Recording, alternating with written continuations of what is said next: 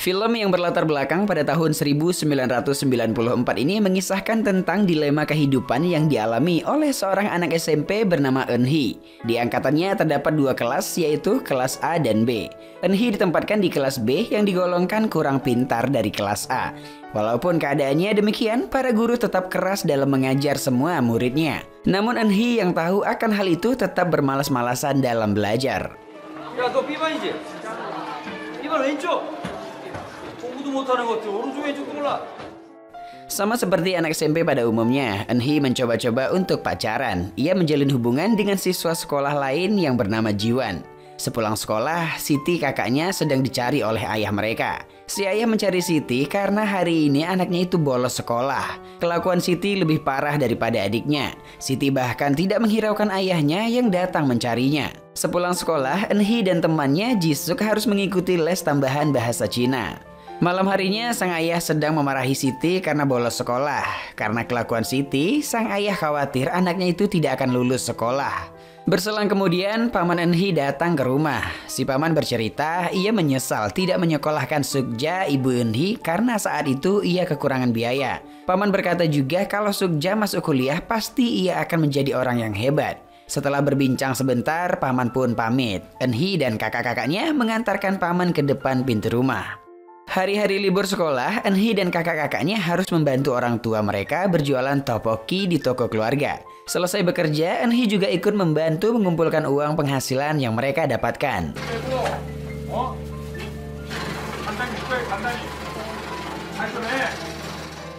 Di keesokan harinya di sekolah, guru kelas menegaskan murid-muridnya agar mereka mati-matian dalam belajar supaya mereka dapat diterima masuk ke perguruan tinggi ternama. Untuk mengawasi tingkah laku murid-muridnya, si guru meminta para muridnya menuliskan siapa anak paling nakal di kelas mereka. Ia ingin tahu murid mana yang suka merokok, suka berpacaran, dan malas-malasan dalam belajar.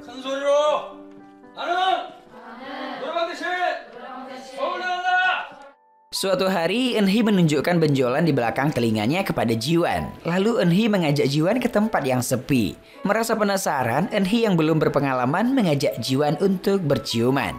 Polosnya, setelah berciuman mereka pun meludah.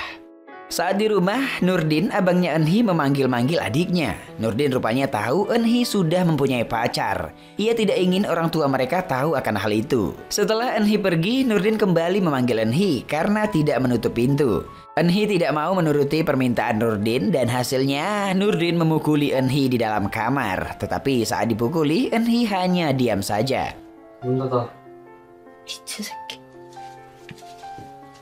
Saat makan malam bersama, si ayah mengungkapkan kekesalannya terhadap seorang pelanggan. Anak-anaknya hanya diam mendengarkan. Sang ayah juga memarahi anak-anaknya karena malas-malasan membantunya bekerja.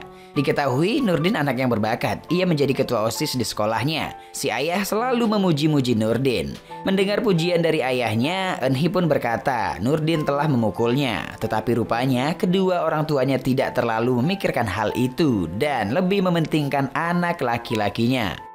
Di tempat les, Eun-hee diajari oleh guru baru bernama Yongji. Sebelum mulai belajar, mereka berkenalan dengan guru barunya. Eun-hee merasakan ada kesamaan dengan guru barunya itu. Mereka sama-sama menyukai komik. Sehabis mengikuti les, Jisuk berkata ia dipukul oleh abangnya di rumah. Eun-hee dan Jisuk sama-sama sering dipukuli oleh saudara mereka sendiri. Eun-hee takut suatu saat Nurdin akan membunuhnya. Kalau itu sampai terjadi, mungkin orang tuanya akan merasa bersalah tidak pernah memperdulikannya. 다들 우리한테 미안해하긴 할까? Malam harinya, Eun-hee menunjukkan benjolan itu kepada ibunya. Melihat itu, ibu Eun-hee menyuruh anaknya berobat ke klinik milik pamannya. Sang ibu bercerita, tadi siang guru Eun-hee datang ke rumah. Eun-hee ditunjuk oleh teman-temannya sebagai murid yang paling nakal. Bukannya takut, Eun-hee malah mengatai gurunya itu. Sang ibu pun meminta Eun-hee agar meminta maaf kepada gurunya. Sang ibu juga menasehati anaknya untuk giat belajar agar Eun-hee bisa menjadi orang yang sukses. Keesokan harinya, Eun-hee datang ke klinik memeriksa benjolan di belakang telinganya. Dokter khawatir dengan benjolan itu. Ia meminta Eun-hee datang kembali bersama ibunya. Malamnya, si ibu menyuruh Eun-hee memakai baju hitam untuk pergi ke tempat pemakaman. Ternyata paman mereka yang baru saja berkunjung ke rumah sudah meninggal dunia. Eun-hee mengabari Ji-won. Ia khawatir selama beberapa hari Ji-won tidak ada memberikan kabar. Ji-won tidak menghubungi Eun-hee karena Ji-won sudah mempunyai pacar yang baru. Setelah itu Eun-hee kembali ke klinik. Dokter membutuhkan tanda tangan orang tua Eun-hee untuk membedah benjolan di belakang telinganya. Karena ibunya tidak bisa datang, Eun-hee menyarankan dokter menelpon ibunya. Lalu dokter pun membedah benjolan itu. Keesokan harinya di tempat les, Guru Yongji menjelaskan bahasa isyarat Cina yang berbunyi, dari banyaknya kenalan tetapi hanya sedikit yang dapat memahami kita. Eun-hee pun tertegun memahami isyarat itu. Sesampainya Eun-hee di rumah, ayah dan ibu sedang bertengkar. Ayah menyalahkan ibu yang tidak memperhatikan anak-anaknya, sehingga anak mereka tidak mau belajar. Ibu juga merasa marah dan tidak sengaja membuat tangan suaminya berdarah. Eun-hee hanya bisa diam melihat kedua orang tuanya bertengkar, sama seperti keluarga kebanyakan.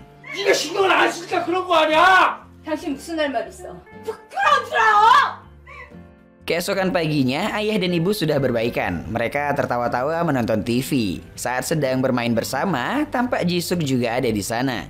Ji-suk bercerita orang tuanya yang tidak pernah akur dan bahkan tidak pernah bertatapan mata. Lalu kemudian Ji-suk mengajak Eun-hee mencuri di sebuah toko. Namun rupanya pemilik toko memperhatikan gerak-gerik mereka. Pemilik toko bertanya di mana mereka tinggal. Ia mengancam akan melaporkan mereka ke polisi.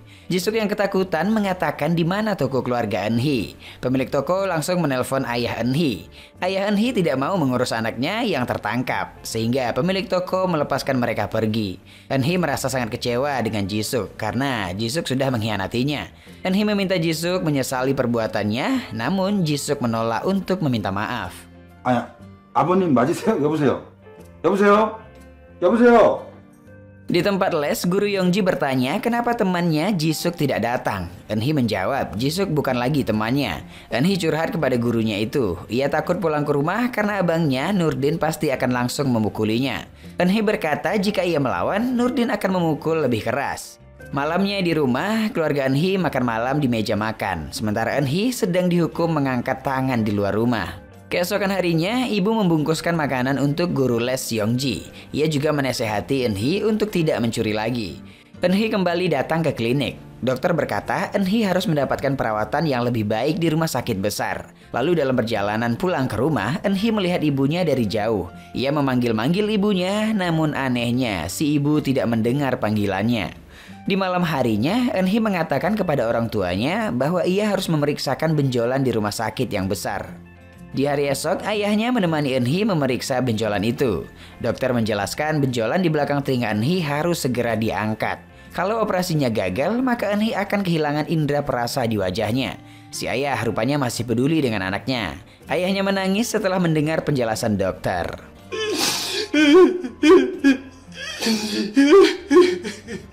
Saat makan malam, ayah dan ibu meyakinkan Eun-hee operasi itu pasti akan berhasil.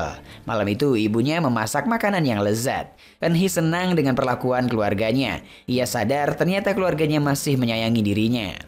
Di tempat les, Guru Yongji berterima kasih karena Eun-hee memberikannya makanan. Lalu mereka terdiam ketika Ji-suk masuk ke dalam kelas. Untuk mencairkan suasana, Guru Yongji menyanyikan sebuah lagu. Lalu ia tertawa melihat kedua muridnya itu. Eun-hee dan Ji-suk pun berbaikan. Ji-suk meminta maaf telah mengkhianati Eun-hee. Ji-suk juga berkata ia sangat takut akan dipukuli oleh pemilik toko waktu itu.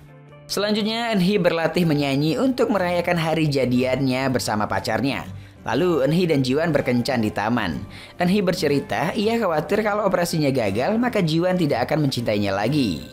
Tak lama ibu Ji-won datang menjemput anaknya. Ibu Ji-won tidak suka melihat mereka berpacaran.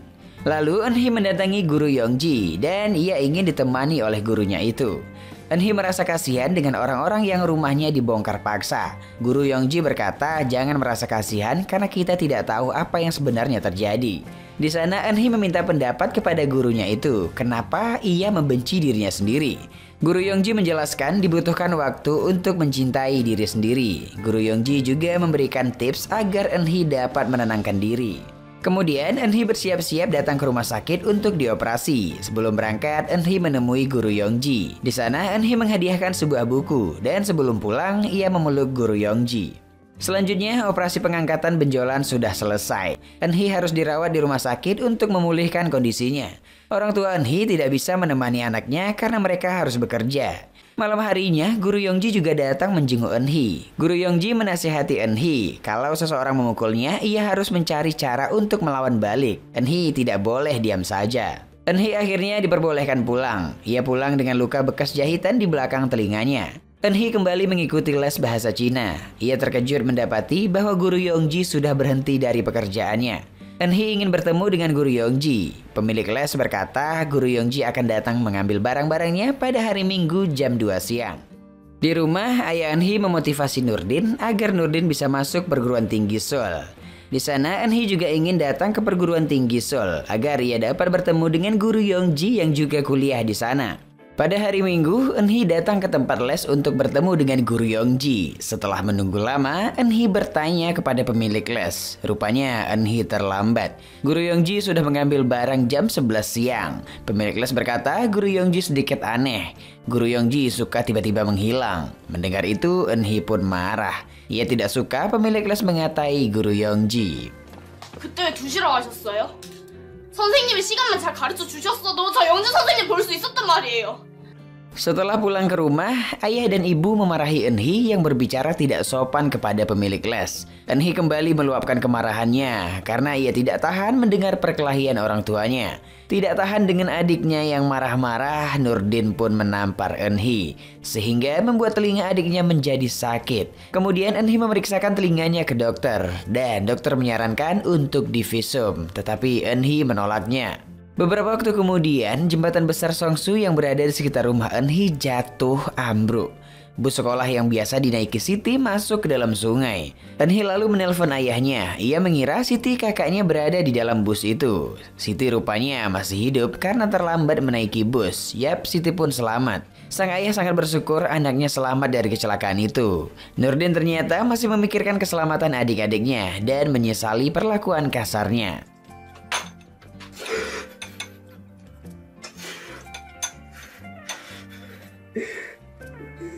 Di sekolah, Jiwon menyapa Eun-hee. Jiwon juga khawatir dengan kakak Eun-hee. Jiwon meminta maaf karena hubungan mereka harus berakhir. Eun-hee berdalih ia sebenarnya juga tidak pernah menyukai Jiwon. Saat di rumah, Eun-hee mengeluarkan perasaannya sambil mendengarkan lagu populer pada tahun itu. Lalu, Eun-hee mendapatkan paket kiriman berupa buku, sketsa, dan buku yang pernah ia pinjamkan kepada Guru Yongji. Eun-hee pun membalas dengan mengirimkan surat yang berisi ia berjanji akan menjadi seorang komikus hebat dan menulis cerita tentang gurunya Yongji. Eun-hee mengantarkan surat itu langsung ke alamat Guru Yongji. Di rumah tersebut Eun-hee bertemu dengan ibu dari Guru Yongji dan tampak ibunya menangis. Ternyata Guru Yongji sudah meninggal. Guru Yongji merupakan salah satu korban jembatan Songsu yang ambruk. Mendengar itu Eun-hee termenung memikirkan gurunya. 아유, 어떡하지? 영지가 이젠 없는데. Di rumah, ibu Eun-hee tersenyum memandangi anak-anaknya yang sedang menghadapi dilema dalam kehidupan. Sebelum ayahnya pulang ke rumah, Eun-hee dan Siti pergi melihat jembatan Songsu yang ambruk. Setelah sampai di sana, Eun-hee memanjatkan doa kepada Guru Yongji yang sudah meninggal dunia. Selanjutnya, Eun-hee menyendiri membaca surat yang dikirim Guru Yongji. Guru Yongji juga masih bertanya-tanya bagaimana cara menjalankan hidup yang baik. Ia meminta maaf telah keluar dari tempat les. Saat mereka bertemu kembali, Guru Yongji berjanji akan menceritakan semuanya kepada Eun-hee. Yap, dengan begitu cerita pun selesai.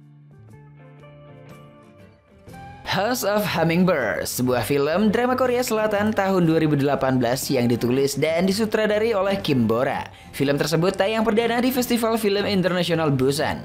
Dibintangi oleh artis Park Ji-hoo, Kim Se-byuk, Jung In-gi, Lee Seung-yeon, dan Park Soo-yeon. Pernahkah kamu berada pada satu titik di mana kamu benar-benar merasa gamang dan bertanya-tanya akan arti dari kehadiran di dunia ini? Seperti itulah sutradara Kim Bora mengemas alur cerita dalam film ini. Sebagai film coming of age, film ini memang dari awal ingin menyorot perkembangan karakter protagonisnya, Eun-hee. Bagaimana gadis 14 tahun itu menghadapi dirinya sendiri, serta seberapa jauh ia mengalami pertumbuhan bersama lingkungan di sekitarnya. Dan masuk pada penilaian, Biro Perfilman UBR Media memberikan rating film House of Hummingbird 7,5. Like dan share ke teman-teman tersayangmu agar mereka juga ikutan nonton film keren ini. Dan jangan lupa subscribe channel UBR Enthusiast. Kamsahamnida.